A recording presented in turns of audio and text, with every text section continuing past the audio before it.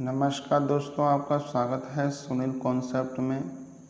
आज हम बीएससी भौतिक विज्ञान के चैप्टर स्थिर चुंबकत्व मतलब कि मैग्नेटोस्टैटिक्स के सभी बहुविकल्पीय प्रश्नों को हल करेंगे और ये काफ़ी इंटरेस्टिंग वीडियो रहने वाली है आपके लिए, क्योंकि इस वीडियो को देखने के बाद मुझे नहीं लगता कि आपको कोई और वीडियो देखने की ज़रूरत पड़ेगी।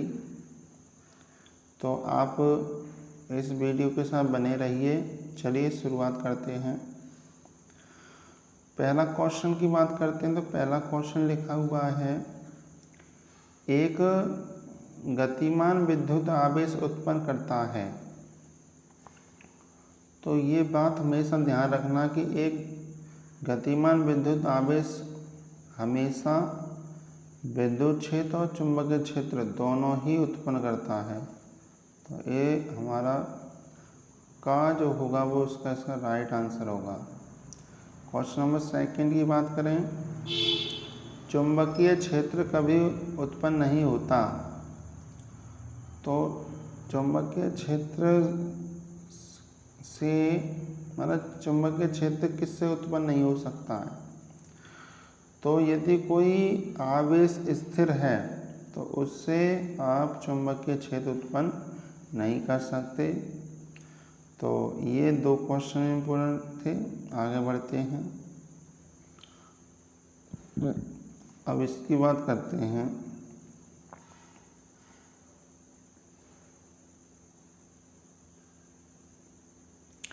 क्वेश्चन नंबर थर्ड की बात करें।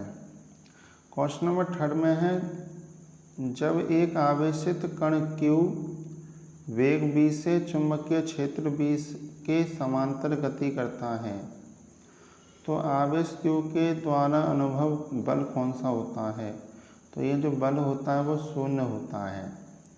क्वेश्चन नंबर 4 में है, चुंबकीय क्षेत्र के कारण एक आवेश चुंबकीय बल का अनुभव करता है जबकि वह चुंबकीय क्षेत्र के साथ कोई कोण बनाते हुए गतिमान होता हो।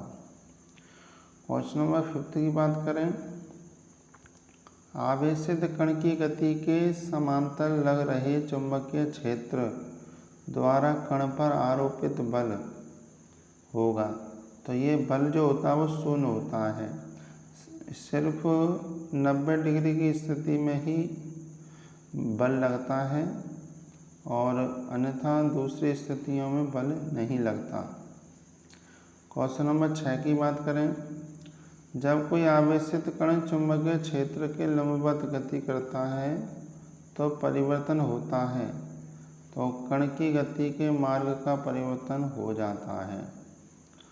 फिर क्वेश्चन नंबर 7, जब कोई आवेशित कण चुंबकीय क्षेत्र में लंबवत प्रवेश करता है तो कण की चाल कितनी होती है।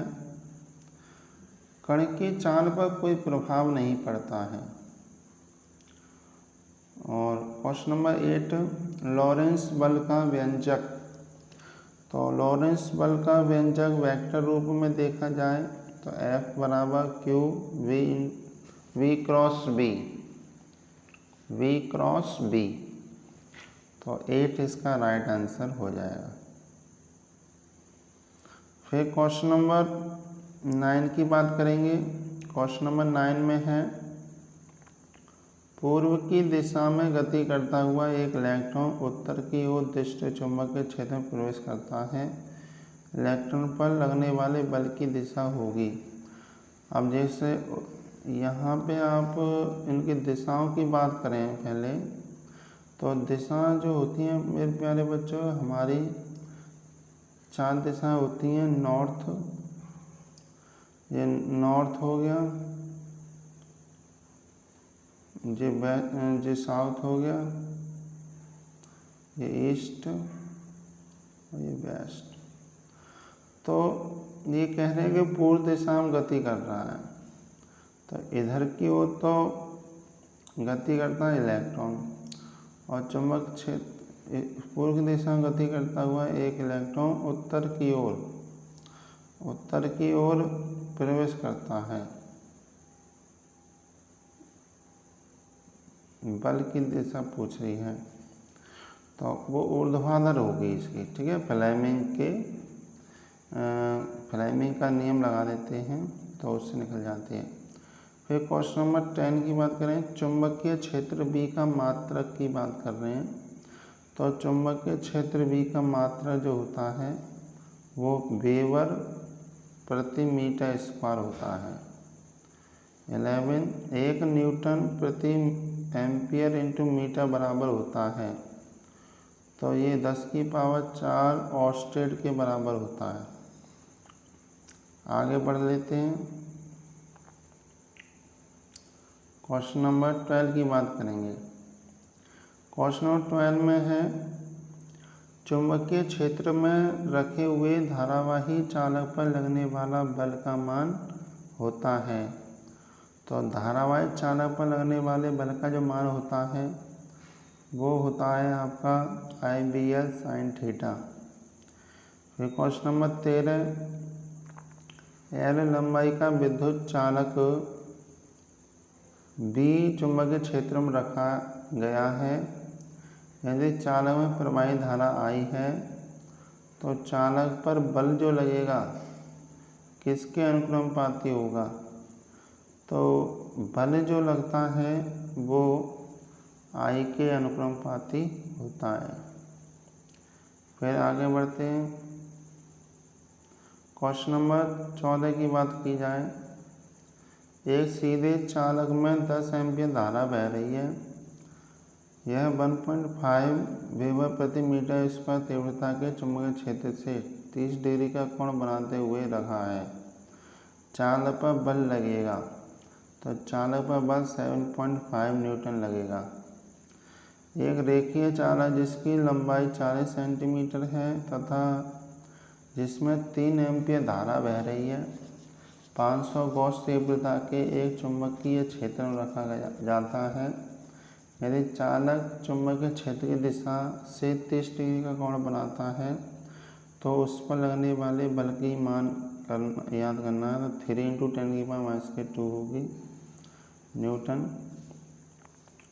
एक तार में विद्युत धारा पश्चिम से पूर्व की ओर प्रवाहित हो रही है जबकि उत्तर की ओर जिस चुंबकीय क्षेत्र है तो ऊर्ध्वाधर नीचे की तरफ होगा। तो गा इसका राइट आंसर होगा। आगे बढ़ते हैं,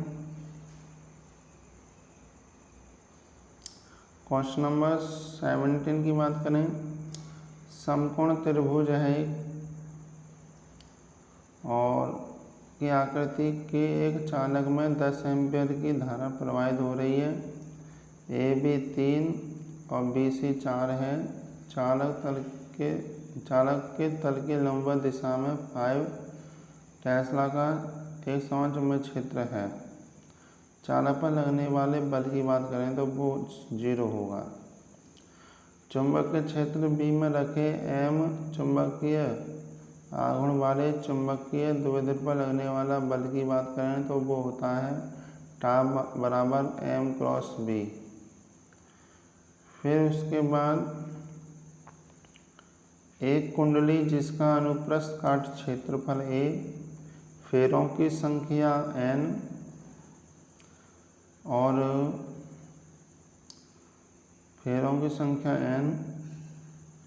और B तीव्रता वाले चुंबकीय क्षेत्र में इस प्रकार रखी है कि कुंडली के तल का अभिलंब चुंबकीय क्षेत्र से थीटा कोण बनाता है। यदि कुंडली में विद्युत धारा I बह रही है तो उस पर लगने वाले बल आघूर्ण की बात कर रहे हैं तो वो होती है NIAB sin theta. 20 centimetre × 20 centimetre आकार की आयताकार कुंडली में 100 फेरे हैं। इसमें 1 एम्पीयर की धारा प्रवाहित हो रही है। इसे एक समान चुंबकीय क्षेत्र B 0.5 टेस्ला में रखा गया है तथा चुंबकीय क्षेत्र की दिशा कुंडली के तल में है। इस कुंडली को इसी स्थिति में रखने के लिए आवश्यक बल आघूर्ण होगा तो 2 न्यूटन मीटर होगा। फिर उसके बाद क्वेश्चन नंबर 21, परमाणुीय चुंबकत्व के लिए उत्तरदायी है। इलेक्ट्रॉन की चक्रण गति भी उत्तरदायी है। इलेक्ट्रॉन के लिए जाइरो चुंबकीय निष्पत्ति का मान होता है। तो इलेक्ट्रॉन के लिए जाइरो चुंबकीय निष्पत्ति का जो मान होता है वो E/2m होता है।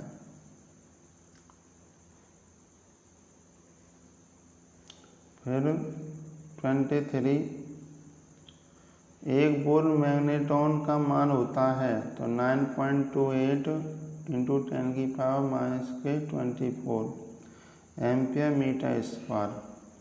बायो-सावर्ट नियम का अन्य नाम लाप्लास का नियम भी कहते हैं इसको। 25 का निरपेक्ष चुंबकनशीलता का मान होता है हेनरी प्रति मीटर। 26 की बात करें, धारावाही चालक में धारा अल्पांश के लिए बायो-सावर्ट के नियम का सदिश रूप की बात की जाए तो डेल्टा बी बराबर होता है μ0/4πIdl × r unit vector upon r square. 27, किसी सीधे लंबे तार में प्रवाहित धारा I के कारण चुंबकीय क्षेत्र की तीव्रता अनुक्रमपाती होती है, I के अनुक्रमपाती होती है। 28, 1 मीटर भुजा वाली एक वर्गाकार कुंडली में 1.8 एम्पियर धारा बह रही है। इसके केंद्र पर उत्पन्न चुंबकीय क्षेत्र होगा। तो क्षेत्र केंद्र की बात करें तो 8√2 × 10⁻⁷ वेबर प्रति मीटर स्क्वायर होगा। तो इस प्रकार से काफ़ी बढ़िया क्वेश्चन हम लेकर आए इसमें। तो आप सिर्फ यही करें कि इनको बार बार पढ़ते रहें, बार बार वीडियो को रिप्ले करते रहें, जिससे कि आपके माइंड में ये क्वेश्चंस छप जाएं और आप कंफ्यूज ना हों। 29 की बात, और दूसरी बात, मेरा बहुविकल्पीय प्रश्नों की वीडियो बनाने का मेन मकसद ये है कि आपको ये क्वेश्चन याद हो जाएं, और याद तभी होंगे जब आप पूरा चैप्टर आप बारीकी से पढ़ेंगे। तो सबसे पहले आपका काम है कि चैप्टर को बारीकी से पढ़ें, और जब बारीकी से पढ़ लेंगे तो और जल्दी समझ में आएंगे। अब जैसे क्वेश्चन नंबर 29 की बात की जाए, 2 मीटर लंबे सीधे तार में 1 एम्पीयर की धारा प्रवाहित हो जाती है। तार के अक्ष पर तार के किसी सिरे से 3 मीटर दूरी पर वायु में चुंबकीय क्षेत्र पूछा है, तो चुंबकीय क्षेत्र वायु में 0 होगा। 29 की बात करें, 2 पतले समांतर तार एक दूसरे से r दूरी पर हैं, प्रत्येक में धारा I एम्पियर बह रही है। एक तार के कारण दूसरे तार की प्रति मीटर लंबाई पर लगने वाले बल की बात करेंगे। तो ये होता है μ0I²/2πr। आगे बढ़ते हैं। क्वेश्चन नंबर 31 की बात करें तो विद्युत धारा का मात्रक 1 एम्पियर धारा के उस मान के बराबर है जो अनंत लंबाई के 2 समांतर तारों में जिनके बीच की दूरी 1 मीटर है प्रवाहित करने पर उनके बीच F बल उत्पन्न करें, जिसका मान कितना होता है, तो इसका मान इतना होता है। तो यहीं से हम एम्पियर की परिभाषा भी देते हैं मेरे प्यारे बच्चों। तो ये काफ़ी इम्पोर्टेंट है। 2 × 10⁻⁷ न्यूटन प्रति मीटर का चुंबकीय बल लगता है, तो ये याद कर लेना।